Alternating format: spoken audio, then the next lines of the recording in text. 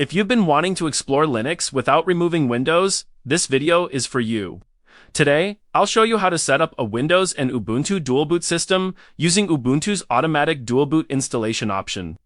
It's the easiest method, so even if you're a beginner with no prior Linux experience, you'll be able to follow along step by step. So give this video a tight thumbs up and let's get started. Even though this process is safe when done correctly, but I strongly recommend backing up your important files before making any changes. The first thing we're going to do is download the Ubuntu installation image.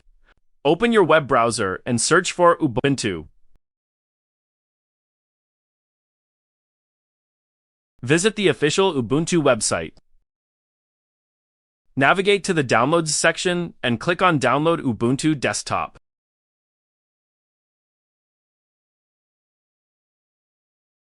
Right now, Ubuntu 26.04 LTS Desktop Edition is available. Simply download it from here.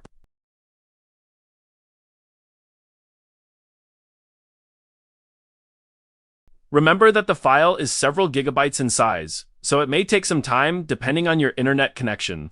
Now, we will need another tool called Rufus to make our USB bootable. Open a new browser tab and search for Rufus. Open this website and download its latest version.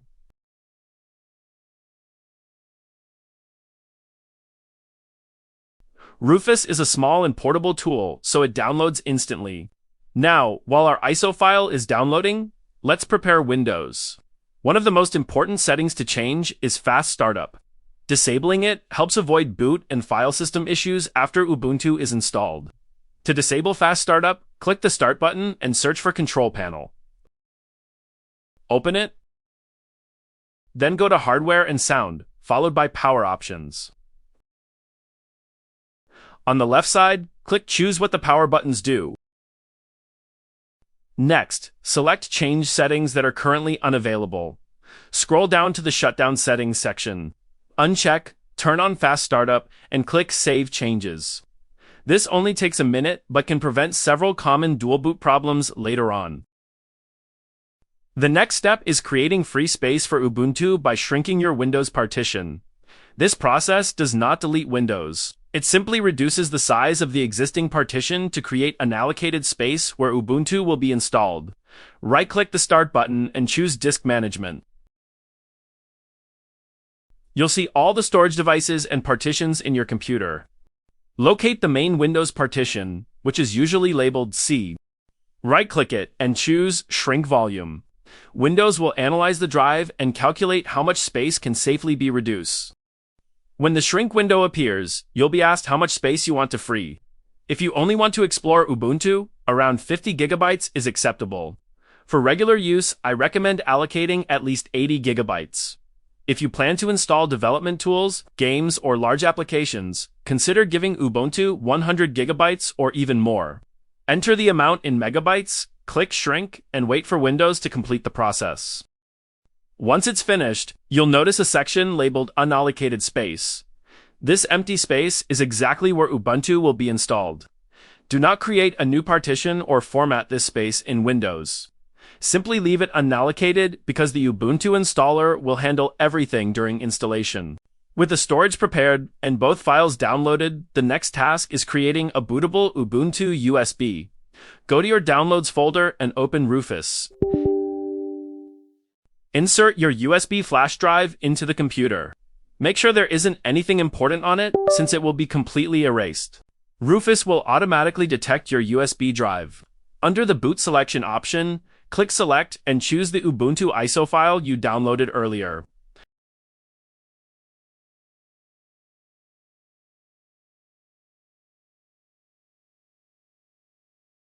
Leave the partition scheme set to GPT. Once you're ready, click Start. Click OK for warnings.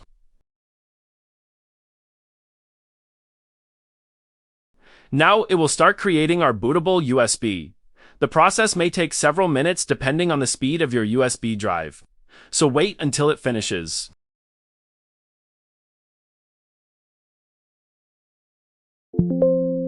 When Rufus displays the message that the operation is complete, now simply close it.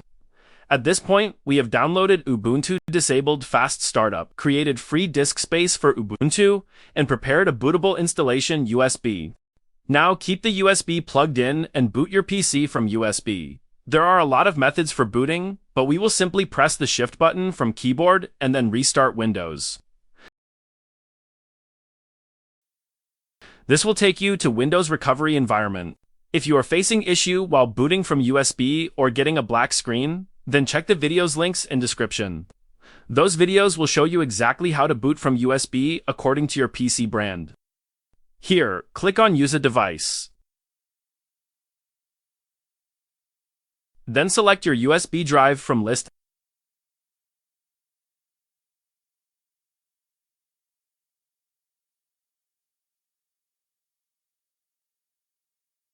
And finally, Ubuntu installer will open on your PC. Here select Try or Install Ubuntu and press Enter.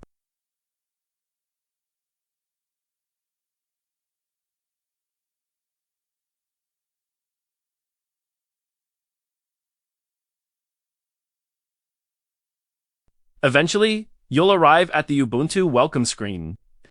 The installer will first ask you to choose your language.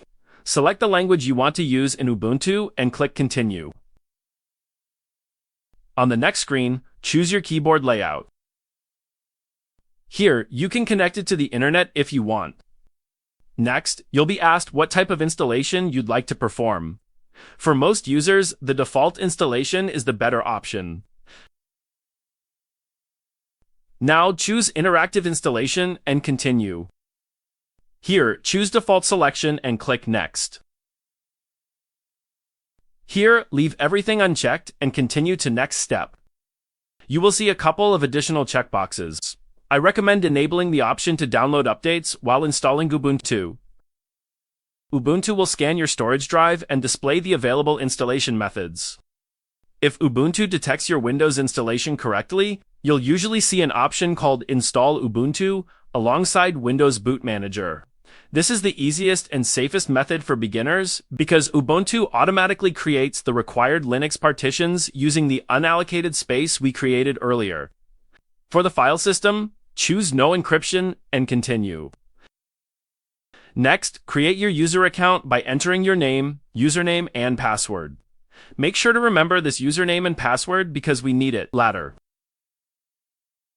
Next, choose your location and time zone, and then continue. Ubuntu will display a summary of the changes it's about to make. Read through the information carefully. If everything looks correct, click Install.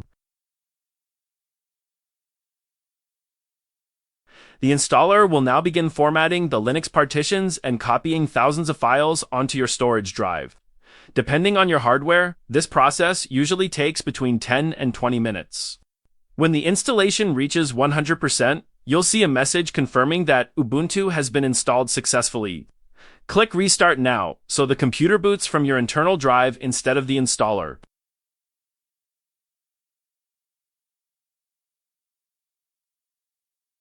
The next time your computer starts, you'll notice something new.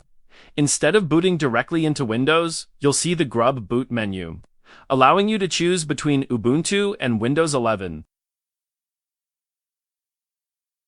Finally, you will see Ubuntu login screen, enter your username and password you created and continue. And that's it. You now have a working dual boot setup with Windows and Ubuntu on the same machine.